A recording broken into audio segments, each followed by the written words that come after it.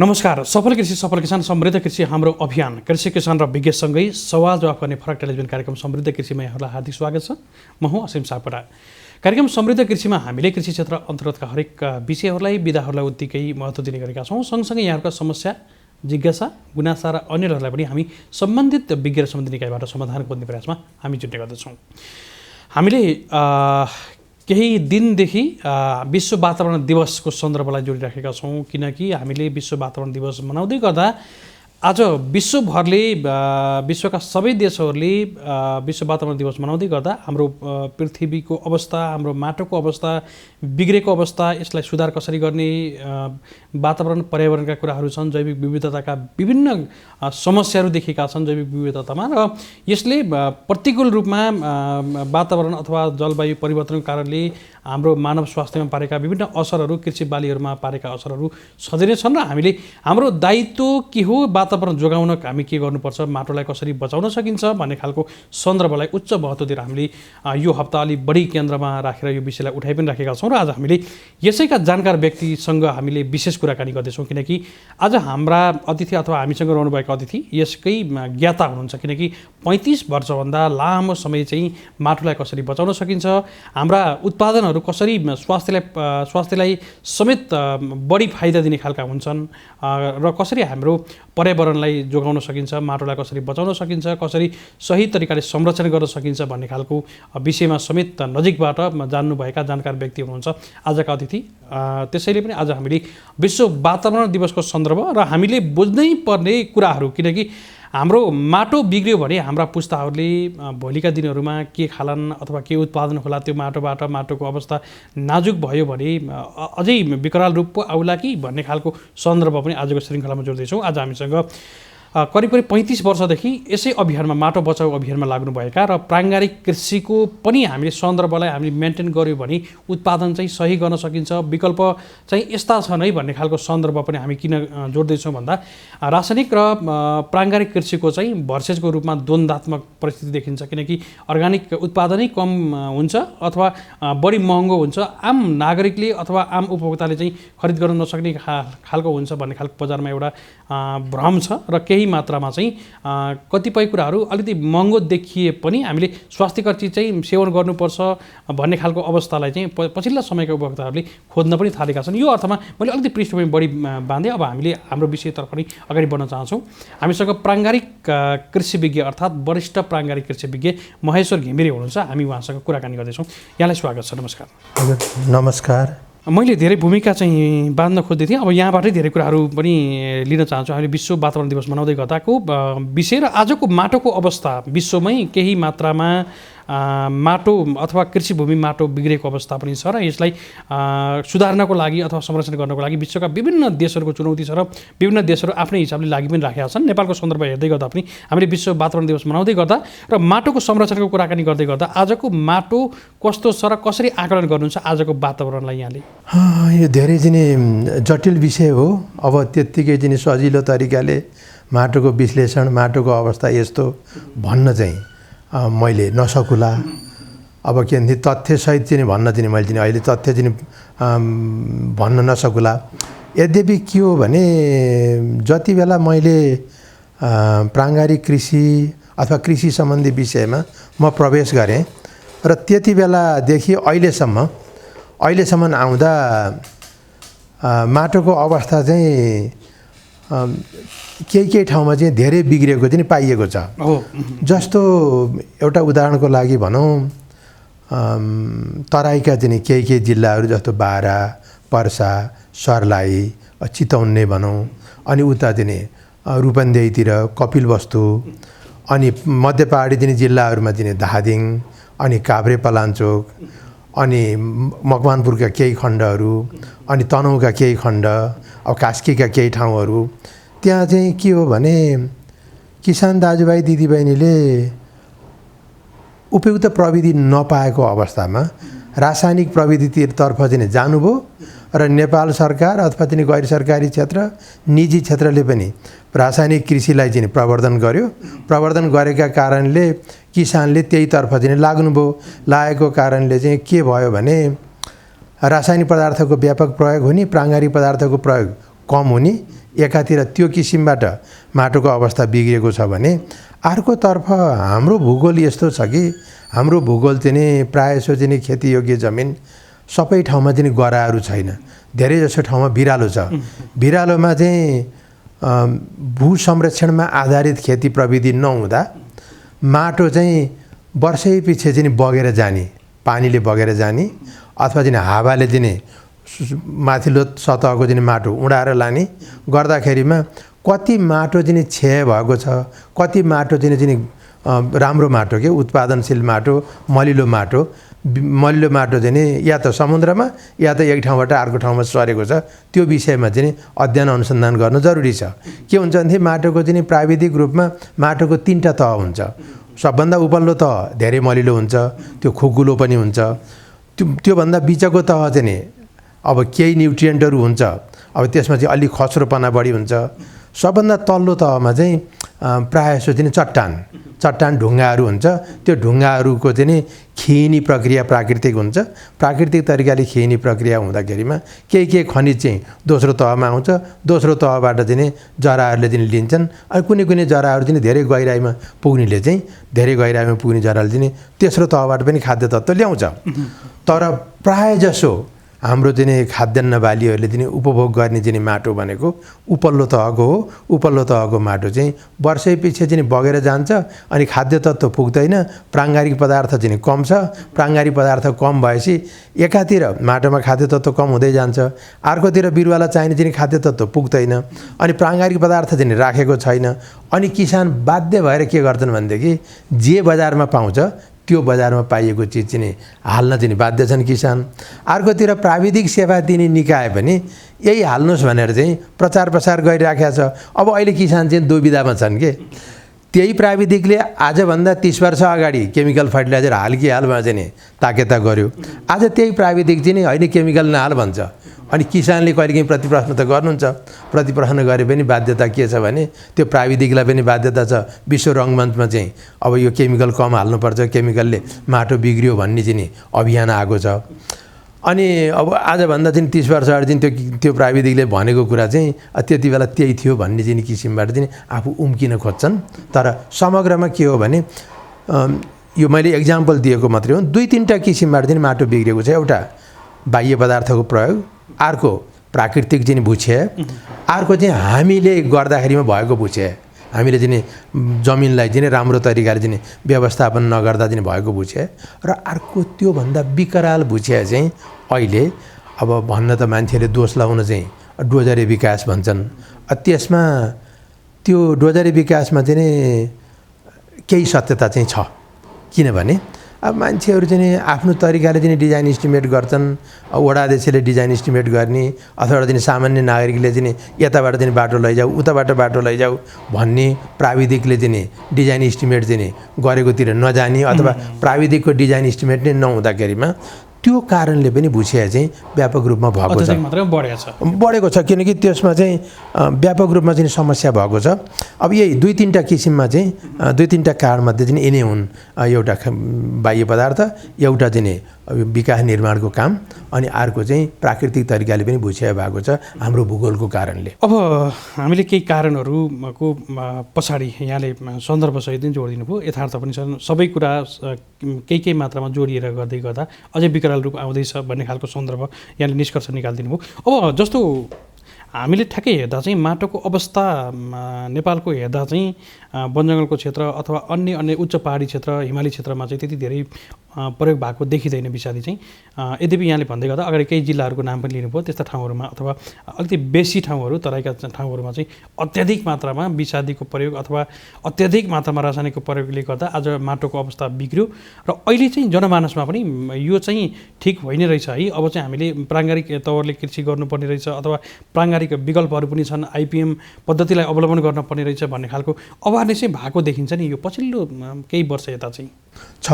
किनभनेदेखि यसमा चाहिँ अब गैर सरकारी क्षेत्र अथवा चाहिँ विकास सहयोग नियोग अनि नेपाल सरकारकै आफ्नै कार्यक्रम अनि उपभोक्ताको चेतना अनि किसानकै पनि चेतनाको कारणले पनि के भनेदेखि रासायनिक पदार्थको प्रयोग कम गर्नुपर्छ भन्ने किसिमको चेतना भएको छ। त्यो चेतनाले अलिकति चाहिँ परिवर्तन चाहिँ ल्याएको छ। अनि के हो भनेदेखि वैज्ञानिक रूपमा पनि अलिअलि चाहिँ अध्ययन अनुसन्धान भएको छन्। जस्तो एक्जाम्पलको लागि चाहिँ 20 रोपनी जग्गा प्राङ्गारिक गर्नु पर्यो अथवा चाहिँ दिगो तरिकाले उत्पादन गर्नु पर्यो, रासायनिक पदार्थ प्रयोग नगरिकन उत्पादन गर्नु पर्यो भने लगभग चाहिँ 40-45 देखि 60 रोपनीसम्म वनजङ्गल चाहिन्छ भन्ने चाहिँ वैज्ञानिक तथ्य छ। अनि हाम्रो आफ्नो चाहिँ देशमा तुलनात्मक रूपमा सामुदायिक वन अनि विभिन्न किसिमका चाहिँ जमिनलाई ढाक्ने के या त बुट्यान होस् या त रुख होस् या त झाडी होस् त्यो हिसाब किताब अलिकति बढेर गएको छ। तर बढेर गएको चाहिँ एउटा फेरि अर्को चाहिँ विकराल पक्ष छ है फेरि। किनभनेदेखि अब यसलाई चाहिँ राजनीतिक रूपमा चाहिँ त्यस्तो इङ्गित गर्न खोजेको होइन। राजनीतिक गतिविधिका कारणले 46 सालपछि मान्छेहरूको बसाइसराईको क्रम बढ्यो अनि 52-53बाट एकदम व्यापक रूपमा बढ्यो। 57-58तिर चाहिँ एकदम हाई उसमा पुग्यो। अब के कारणले पुग्यो त्यो छुट्टै कुरो, त्यो अर्कै चाहिँ अध्ययनको विषय भयो। अनि त्यसले गर्दा चाहिँ गाउँघर चाहिँ अहिले चाहिँ बाँझो भएको छ धेरै। त्यो बाँझो जमिनमा चाहिँ सबै चाहिँ झाडी उत्पादन भएको छ। अब चाहिँ बुट्यान भएको छ। खेती गर्ने चाहिँ जग्गा चाहिँ जम्मै चाहिँ बुट्यानमा परिणत भएको छ र त्यसको असर के भएको छ भने खाद्य सुरक्षा चाहिँ हामीसँग छैन, किनकि हामी चाहिँ आयात गरिरहेछौँ खानेकुरा। अब एकातिर खाद्य सुरक्षामा सङ्कट छ, अर्कोतिर के हो भने त्यसलाई चाहिँ हार्नेस गर्ने चाहिँ अब यति बेला हो है। यो वातावरण चाहिँ कसरी जोगाउने भन्ने चाहिँ पक्षमा जाँदा अब त्यो नकारात्मक कुरो हो। त्यो चाहिँ जमिन बाँझो रहनु एउटा ठाउँमा चाहिँ हो भने त्यसमा भएको चाहिँ जैविक पदार्थ जुन उत्पादन भएको छ नि त्यसलाई हार्नेस गर्नको लागि नेपाल सरकारले स्पष्ट नीति अनि सहज नीति अनि चाहिँ आकर्षक चाहिँ कार्यक्रमहरू चाहिँ ल्याइदिनुपर्छ, जसले गर्दा किसानहरू चाहिँ खेती गर्ने चाहिँ जग्गा चाहिँ उपयोग गर्न अथवा चाहिँ जङ्गल हुन दिनबाट उनीहरू चाहिँ खेतीमा चाहिँ परिवर्तन गर्न चाहिँ सकुन् किसानले। त्यो भयो भने हाम्रो खाद्य सुरक्षामा सहयोग हुन्छ। एउटा पाटो त्यो हो। अर्को चाहिँ पाटो चाहिँ अब त्यस्तो चाहिँ जैविक सामग्री पनि प्रयोग गरेर उत्पादन गरियो भने गुणस्तरीय चाहिँ खानेकुरा आउने भयो। गुणस्तरीय खानेकुरा भएपछि गुणस्तरीय खानेकुराको चाहिँ अलिकति 2-4 पैसा चाहिँ बढीमा किसानले बेच्न पाउने भए। अब तर अहिले चाहिँ कुरा यहाँ ल्याउनु भयो महँगो हुन्छ, अब चाहिँ सबैले गर्न सक्दैनन् भन्ने कुरा चाहिँ यदि राज्यले जस्तो चाहिँ हाम्रो अहिलेको बजेट भाषणमा 15 अरब रुपियाँ रासायनिक मललाई चाहिँ अनुदान छुट्याइएको छ र त्यसरी नै त्यसैको हाराहारीमा त्यसैको तुलनामा चाहिँ सुहाउँदो म भन्छु के भनेदेखि 15 अरब चाहिँ रासायनिक मलमा हो भने त्यसको 20% मात्रै प्राङ्गारिक मल अथवा प्राङ्गारिक इन्टायर गुणस्तर व्यवस्थापन प्राङ्गारिक उत्पादनको म यसलाई प्राङ्गारिक भन्दैन चाहिँ एकदम लेबल लगाएको प्राङ्गारिक नभनौँ। दिगो बाली उत्पादनलाई चाहिँ यदि सरकारले इन्टायर क्वालिटी म्यानेजमेन्टलाई चाहिँ छुट्याउने हो भने त्यो चाहिँ त्यति महँगो पनि नहुन सक्छ। किनकि सरकारको सुविधा प्राप्त भएपछि उत्पादन बढी हुन्छ। जब उत्पादन बढी हुन्छ मार्केटमा चाहिँ उत्पादन प्रशस्त आउन थालेपछि त्यसको अभियसली चाहिँ भाउ चाहिँ कम हुन्छ।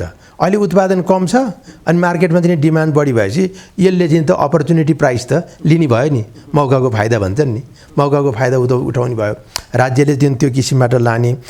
अब अर्को चाहिँ के हुन्छ भने इन्टायर चाहिँ उसमा चाहिँ सिड टु प्रडक्ट के बिउदेखि उपजसम्मको चाहिँ गुणस्तर व्यवस्थापनमा राज्यले केही चाहिँ गर्नुपर्छ। भला कार्यविधि बन्ला। त्यहाँ प्राङ्गारिकको लागि छुट्याइन्छ भनेको छ, कार्यविधि बनाउला नि, तर कार्यविधि पनि तजबिजमा निर्भर रहने भयो कि, किनकि त्यहाँ त स्पष्ट लेखेको छैन यति करोड अथवा यति अरब त लेखेको छैन। त्यो नेपाल सरकारको चाहिँ सहसचिव लेभलको कर्मचारीलाई चाहिँ उसको चाहिँ तजबिज के हुन्छ, उसलाई चाहिँ प्राङ्गारिक मनपर्छ अलिकति बढाइदिन सक्छ, कन्भिन्स गर्छ उसले। अब प्राङ्गारिकमा त्यति साह्रो चाहिँ उसलाई इन्ट्रेस्ट छैन भनेदेखि उसले चाहिँ घटाइदिन सक्छ। अब अलिअलि प्राङ्गारिकता राखिदिनु पऱ्यो भन्ने, तर चाहिँ सिग्निफिकेन्ट राख्दैन। र त्यसको लागि चाहिँ म के भन्छु भनेदेखि पेमेन्ट टु इकोलोजिकल सर्भिसेस भन्ने प्रोग्राम इन्टरनेसनली रेकग्नाइज छ, त्यसको लागि चाहिँ सरकारले दिनुपर्छ। जस्तो मैले अलिकति कुरा समय बढी लिने भएँ, यदि किसानले मैले राज्यले गर्नुपर्ने चाहिँ वातावरण संरक्षणको लागि म आफू किसानले वातावरण संरक्षण गरेको छु र वातावरण संरक्षण गरेको कुरा प्रमाणित गर्न सक्ने मसँग आधारहरू छ, साइन्टिफिक आधारहरू छ भने इन्डिपेन्डेन्ट बडीबाट त्यो एसेसमेन्ट हुनु पर्यो। एसेसमेन्ट भएर यो किसानले रासायनिक मल प्रयोग नगरेर प्राङ्गारिक मल प्रयोग गरेर यति जैविक विविधता बढाउन सहयोग गरेका छ, जीवाश्मको उत्पादनमा यति सहयोग गरेका छ, गुणस्तरीय उत्पादनमा यति सहयोग गरेका छ भने यो किसानलाई प्रति रोपनी 500 रुपियाँको दरले अनुदान दिन जरुरी छ भनेर स्वतन्त्र निकायले चाहिँ सिफारिस गरेपछि त्यो किसानलाई चाहिँ पेमेन्ट टु इकोलोजिकल सर्भिसेस अन्तर्गत सरकारले पे गर्नुपर्छ। जस्तै समूहमा अब इन्टरनल कन्ट्रोल सिस्टम भन्छन् नि, किसानहरूले क्वालिटी व्यवस्थापनको लागि चाहिँ समूहमा आबद्ध भएर काम गरेका छन् भनेदेखि त्यो समूह चाहिँ 50 जनाको समूह छ भनेदेखि ओके, वर्षको लागि 5 लाख त्यो चाहिँ क्वालिटी म्यानेजमेन्टमा काम गरेको हुनाले त्यो चाहिँ ecological payment to ecological services scheme अन्तर्गत राख्यो भने प्रोत्साहन हुन्छ, किसानहरू आकर्षित हुन्छन्, उत्पादन बढ्छ।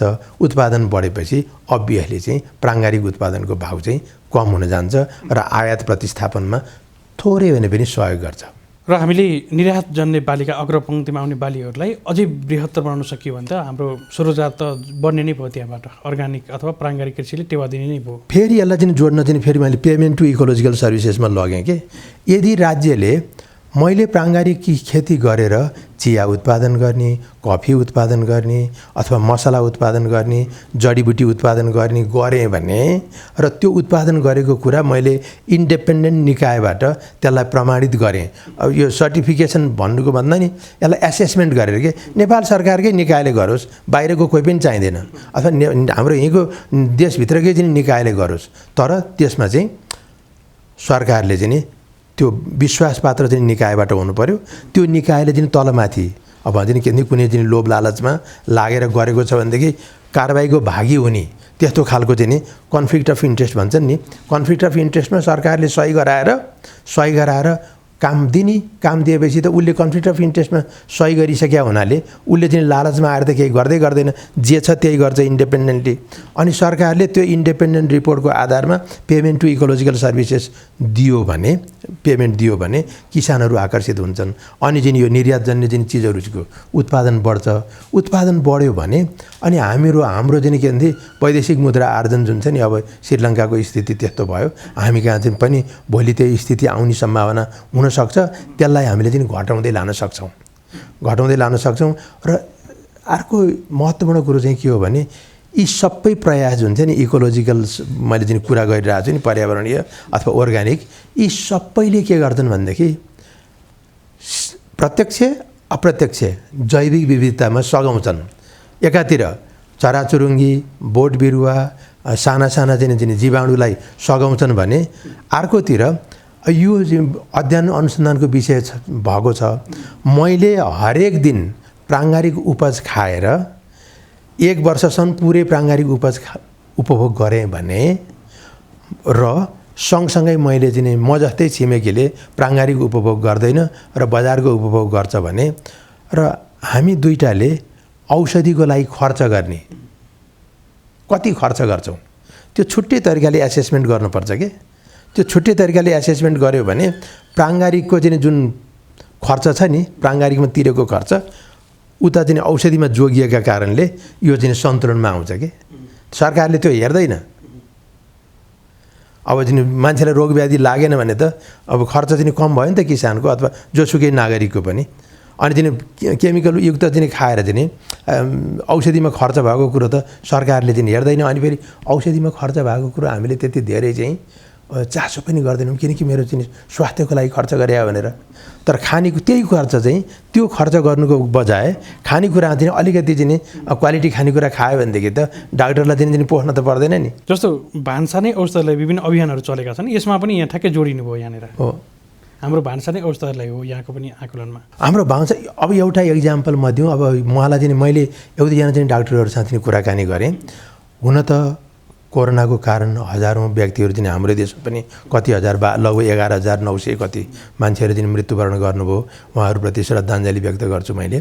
तर यो कोरोना लागेपछि व्यक्तिगत सरसफाइ अनि कौशी खेती अनि इभेन गाउँमा गएर चाहिँ पहिलो वर्ष त चाहिँ मान्छेहरू धेरै गाउँ गए नि, काठमाडौँमा चाहिँ जोगिएन भनेर गाउँमा गएर खेतीपाती गरेको कारणले अहिले टाइफोइड, झाडा पखाला जन्य चाहिँ रोग छ नि, जुन कलेरा जन्य रोग, टाइफोइड जन्य रोग, ज्वरो, रुगाखोकी जन्य रोग, यो रोग चाहिँ धेरै कम भएको छ अरे।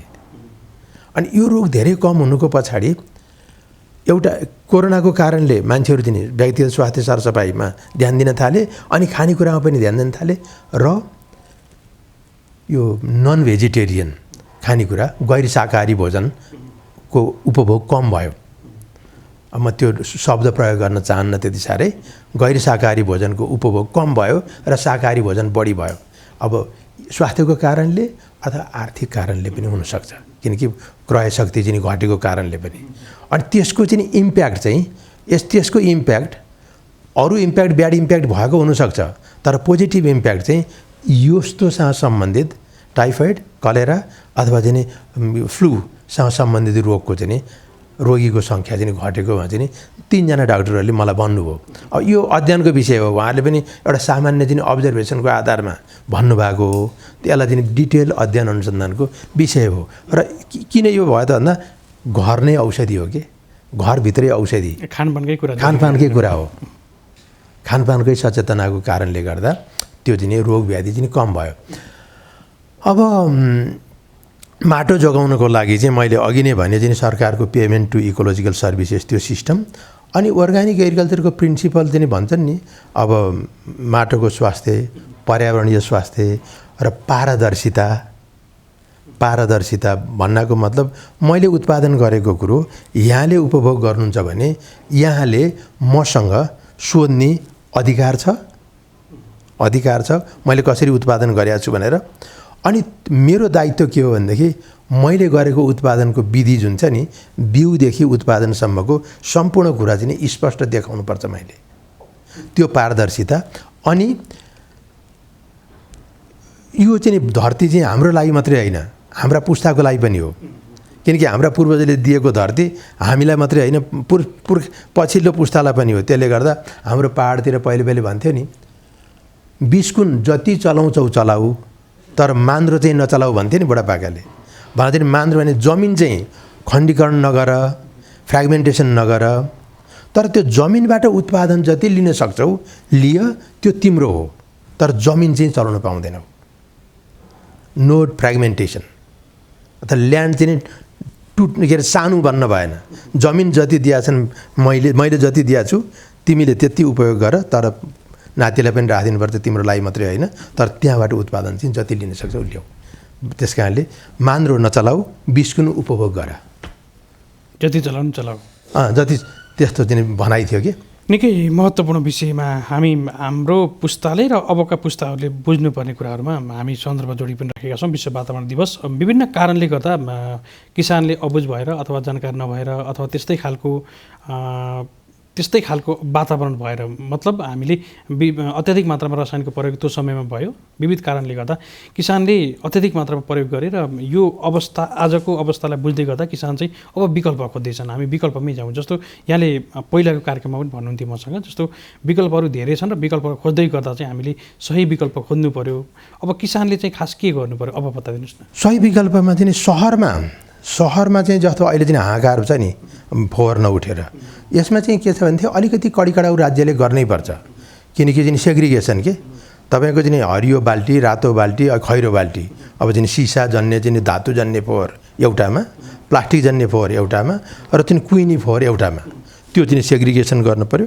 आफ्नो चाहिँ जग्गा जमिन छ, आफ्नो चाहिँ कौशी खेती छ भनेदेखि कुइनी चिज चाहिँ मल बनाएर चाहिँ आफैले प्रयोग गर्नु पर्यो। त्यसरी आफैले प्रयोग गर्यो भनेदेखि फोहोर चाहिँ कम निस्किन्छ, फोहोरको मात्रा नै घट्छ। मात्रा नै घटेपछि जुन महानगरलाई चाहिँ अहिले चाहिँ जुन तनावको विषय भएको छ, सरकारलाई जुन तनावको विषय भएको छ, यो फोहोर व्यवस्थापन त्यतातिर घट्छ एउटा। अर्को कुरो यो चाहिँ सहरी क्षेत्रको मैले कुरा गरेँ, काठमाडौँ लगायत अन्य ठुला ठुला सहरमा चाहिँ त्यो गर्न पर्यो। त्यसमा चाहिँ अलिकति सरकारले नियम पनि प्रयोग गर्ने अनि चाहिँ आकर्षण पनि दिने के तपाईँले यो गर्नुभयो भनेदेखि यो कुरा चाहिँ चाहम चाहिँ यो छ, यो किसिमको चाहिँ सहुलियत सरकारले चाहिँ दिन तयार छ। सरकारले चाहिँ खालि कानुन मात्रै होइन अफर पनि गर्छ, सरकारले चाहिँ केही चाहिँ लेभरेज पनि अफर गर्छ, त्यो एउटा हुनु पर्यो। ग्रामीण क्षेत्रमा चाहिँ मैले अहिले रियलाइज गरेँ, हामीले पनि गल्ती गऱ्यौँ होला कहीँ कतै, यो प्लास्टिक टनेल हाउस छ नि, यो चाहिँ विकराल समस्या हुँदैछ है हाम्रो लागि। टनेल हाउस प्लास्टिक टनेल के प्लास्टिक टनल चाहिँ त्यो प्लास्टिक कहाँ लगेर उत्सर्जन गर्ने हामीले? 5 वर्षपछि प्लास्टिक च्यातिन्छ। अनि प्लास्टिक चाहिँ यो के हो, यसमा चाहिँ सरकारले चाहिँ अलिकति कठोर नीति चाहिँ नि अवलम्बन गर्नुपर्ने हुन्छ। जसले जस्तो मैले प्लास्टिक बेचेँ भने उहाँलाई मैले चाहिँ प्लास्टिक बेचेँ भने उहाँले त्यो रसिद भरपाई राख्नु पर्यो। 5 वर्षपछि त्यो च्यातिएको प्लास्टिक उहाँले मलाई सूचना गर्नुहुन्छ अनि मैले चाहिँ अनुकूल मिलाएर चाहिँ त्यो प्लास्टिक सङ्कलन गरेर ल्याएर रिसाइक्लिङ प्लान्टमा पठाउनुपर्छ, त्यहाँ छोड्न पाइँदैन। किसानको पनि दायित्व हुन्छ, मेरो पनि दायित्व हुन्छ। त्यसमा चाहिँ सरकारले चाहिँ अलिकति कडाइ र चाहिँ कसरी चाहिँ त्यो सङ्कलन गर्ने चाहिँ त्यो सरकारले चाहिँ अलिकति गर्नुपर्ने हुन्छ। त्यो गर्दाखेरिमा के हुन्छ भने हाम्रो ग्रामीण क्षेत्रको सुन्दरता जुन छ नि, हाम्रो ग्रामीण क्षेत्रको माटोको सुन्दरता, ग्रामीण क्षेत्रको जुन बोट बिरुवाको सुन्दरता, ग्रामीण क्षेत्रको जैविक विविधताको सुन्दरता अलिकति जोगिन्छ। अन्यथा त्यो चाहिँ हाम्रो ग्रामीण क्षेत्र चाहिँ कुरूप हुन्छ। जस्तो कि सरले यहाँनिर भन्न खोज्नुभएको चाहिँ प्लास्टिक टनेल आफैमा प्रविधिको रूपले चाहिँ ठिक छ, तर पछाडि चाहिँ विस्थापन गर्दा त्यहाँ चाहिँ गर्नु भएन। त्यो चाहिँ त्यसलाई चाहिँ जुन डिस्पोज गर्ने जुन छ नि, त्यो डिस्पोज गर्ने चाहिँ यहाँ र त्यहाँ चाहिँ फाल्नु भएन। जहाँबाट किनेर ल्याइएको हो नि त्यहीँ फिर्ता हुनु पर्यो, पुनः प्रयोग गर्न सकिन्छ। त्यो त रिसाइक्लिङ प्लान्टमा जान्छ। अनि के हुन्छ भने यसरी जस्तो म व्यवसायी हुँ, मैले बेचेको हुँ भने मैले प्लास्टिक फिर्ता लान्छु भन्ने उहाँको गाउँको चाहिँ मान्छेले थाहा पायो भने गाउँले सबै मिलेर त्यो प्लास्टिक मात्रै होइन, चाउचाउका पोका, बिस्कुटका पोकाको प्लास्टिक, अन्य प्लास्टिक पनि सङ्कलन गरेर दिने पोको बनाएर राखिदिनुहुन्छ बोरामा। अनि चाहिँ मेरो गाडी जान्छ, मेरो गाडीले चाहिँ अब चाहिँ मिलाएर ल्याउँछ। हुनसक्छ म चाहिँ के भन्थे 2 महिनामा एकपल्ट जान्छु, किनकि मेरो गाडीलाई लोड पुग्नु पऱ्यो नि, होइन? 2 महिना एकपल्ट जान्छु, कमसेकम 2 महिनामा एकपल्ट गयो भने पनि त्यहाँको सामान ल्याएर त मैले रिसाइक्लिङ प्लान्टमा पठाएँ र चाहिँ कमसेकम अलिकति मात्रै भने पनि गाउँ क्षेत्र प्लास्टिकबाट कुरूप हुनबाट मैले जोगाउने भएँ नि त। अनि किसानले पनि सहयोग गर्नुभयो मलाई। त्यो चाहिँ एउटा चाहिँ यो कार्यक्रम सरकारले तुरुन्तै गर्नुपर्छ, यो गर्नुपर्छ। अनि हामी चाहिँ यो युवाहरूले चाहिँ हामी चाहिँ विद्यार्थी अथवा हामी सबै नागरिकको पनि दायित्व के हो भने यसलाई चाहिँ एप्रिसिएटिभ वेमा हेर्नुहोस् है, हाम्रो चिजलाई चाहिँ नबिगार्नलाई चाहिँ यो गर्नुपर्छ भने चाहिँ हामीले सरकारलाई पनि सरकारसँग पनि बहस भैरवी गर्नु पर्यो। हाम्रो आफ्नो स्तरबाट पनि के गर्न सकिन्छ त्यो विषयमा सोच्नुपर्छ, एउटा कुरो। अर्को विकल्प भनेको चाहिँ यसो गर्न सकियो भने कुनै चिज चाहिँ जे जति हुन्छ त्यही प्रयोग हुन्छ। अब दोस्रो कुरो चाहिँ के हो भने महत्त्वपूर्ण कुरो चाहिँ गाउँघरमा फागुनदेखि लिएर गएर जेठको सुरुसम्म पातपतिङ्गर बेसरी झर्छ। कति झर्छ त्यो पातपतिङ्गरको प्रयोग हुँदैन। अब किसानहरू चाहिँ धेरै किसान चाहिँ बसाइँ सरेर आएका छन् सहरमा, एउटा पाटो भयो। जो किसान त्यहाँ हुनुहुन्छ नि उहाँले सहज रूपमा जहाँ पातपतिङ्गर पाइन्छ नि त्यो पातपतिङ्गर आफ्नो बारीको चाहिँ कुना काप्चामा चाहिँ मल बनाउने के मल खातामा ल्याउने होइन, घर जहाँ बारी छ नि त्यो बारीमै मल बनाउने। बारीमै मल बनायो भने चाहिँ मल खाताबाट चाहिँ गाईको गोठबाट चाहिँ जुन बोकेर लानुपर्ने चाहिँ ज्यामी चाहिन्छ नि त्यो ज्यामीको चाहिँ कस्ट घट्छ नि, किनकि तपाईँले मल चाहिँ आफ्नै बारीमै बनाउनुहुन्छ, जहाँ मल प्रयोग गर्नुपर्ने हुन्छ त्यही ठाउँमा बनाउनु भयो भनेदेखि एकातिर खर्च कम भयो, अर्कोतिर त्यो बारीको वरिपरि भएको पातपतिङ्गर तपाईँले चाहिँ सदुपयोग गर्ने हुनुभयो। त्यो सदुपयोग गर्ने हुनुभयो भने तपाईँको माटोलाई चाहिँ तपाईँले सघाउन सक्नुहुन्छ। तेस्रो चाहिँ अर्को कुरो चाहिँ के भन्थे, अब कति सम्भव हुन्छ सानो स्केलमा चाहिँ छापो विधि मल्चिङमा पनि 2टा मल्चिङ छ। व्यावसायिक खेतीले चाहिँ प्लास्टिक मल्चिङ गरेका छन्, त्यो प्लास्टिक मल्चिङ पनि विकराल समस्या हुँदैछ। प्लास्टिक मल्चिङका फाइदा बेफाइदा अर्को ठाउँमा भयो, झार आउँदैन, चिस्यान रहन्छ, तर त्यो प्लास्टिकको तातोको कारणले माटोको उपल्लो तहमा भएका जीवाणुहरू कति नासिन्छन् कति समस्या हुन्छ त्यसमा अहिले नजाउँ, किनकि त्यो अलि कस्तो भने रिटोरिक भन्छन् नि, अलि जुन जडसूत्रवादी भन्छन् नि यतरी राजनीतिज्ञहरूले, त्यस्तो होला। तर प्लास्टिक मल चाहिँ व्यवस्थापन हुनु पर्यो। और प्लास्टिक मल सकभर प्रयोग नगर्ने, जैविक मल प्रयोग गर्ने, छापो प्रविधि प्रयोग गर्ने। हजुर, जैविक छापो प्रयोग गर्ने। जैविक छापो प्रयोग गर्दा चाहिँ किसानलाई चाहिँ एकातिर झार नियन्त्रण, एकातिर मलको चाहिँ मालको मात्रा बढ्यो, अर्कोतिर चाहिँ के भन्छ चिस्यान बस्यो, अनि उपलब्ध भएको जैविक सामग्री चाहिँ त्यहाँ प्रयोग गर्न पाए किसानहरूले। निकै महत्त्वपूर्ण विषय विश्व वातावरण दिवसको सन्दर्भ र हामीलाई विकल्पहरू धेरै खोज्दै थियौँ। हाम्रो समय सकिसकेको छ। अन्तिम खण्डमा केही सन्देश दिन चाहनुहुन्छ यहाँले? अरू त अब चाहिँ समयको पाबन्दी छ। मेरो आफ्नो चाहिँ भनाइ चाहिँ के हो भने माटो संरक्षणको लागि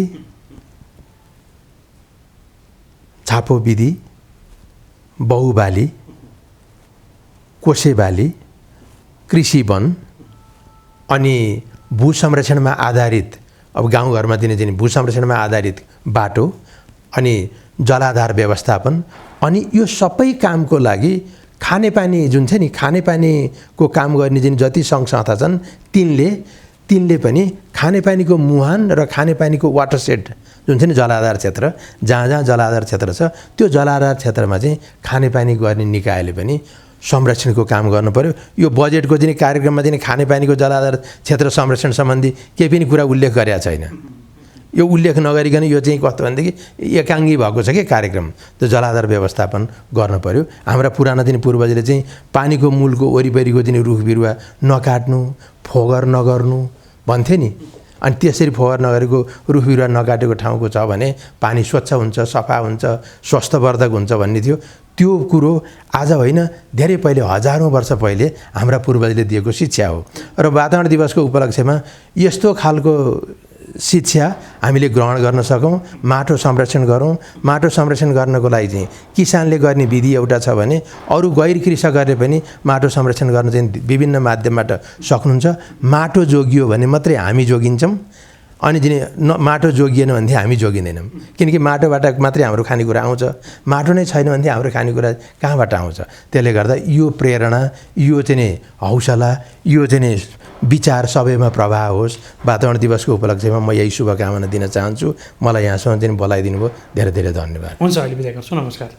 हजुर, हामीले विश्व वातावरण दिवसको सन्दर्भ र आजको माटोको अवस्थालाई हामीले सरस्वती रूपमा आकलन गर्दै यसका विकल्पहरू, यसलाई जोगाउने विकल्पहरू के चाहिँ हुन सक्छन् त, सही विकल्प के हुन सक्छन् त भन्ने खालको महत्त्वपूर्ण विषयलाई पनि जोड्ने प्रयासमा रह्यौँ। आज हामीसँग विश्व वातावरण दिवसको सन्दर्भ, त्यसै गरी वरिष्ठ प्राङ्गारिक कृषिविज्ञ महेश्वर घिमिरेसँग हामी कुराकानी गर्दै गर्दा यी कुराहरूमा धेरै कुराहरू आज प्राप्त गरेका छौँ। हामी केही दिन पछाडि फेरि पनि आवश्यक रह्यो भने हामी अरू बाँकी कुराहरू उहाँसँग अझै नै विकल्पसहितका कुराहरू, प्राङ्गारिक कृषिका टेवा बढुवाका कुराहरूमा पनि हामी पक्कै पनि केन्द्रित हुनेछौँ। र आज हामीले विश्व वातावरण दिवस र वातावरण, पर्यावरणको रक्षा, पृथ्वीको रक्षा कसरी गर्ने, माटोको संरक्षण कसरी गर्ने भन्ने खालको सन्दर्भमा रहेर हामी छलफलमा केन्द्रित पनि रह्यौँ भन्दै आजको श्रृङ्खलाको समय सकिसकेको छ। यहाँहरूका समस्या, जिज्ञासा, गुनासा र अन्यलहरू छन् भने पक्कै पनि हामीसँग जोड्न सक्नुहुन्छ, अथवा हामीले कुराकानी गरेका विज्ञ अथवा अतिथिसँग यहाँहरू पछि अन्यल रह्यो भने, कुरा बुझ्नु भएन भने पनि हामीसँग जोडिन सक्नुहुन्छ, जसको लागि 985110 97 192 985110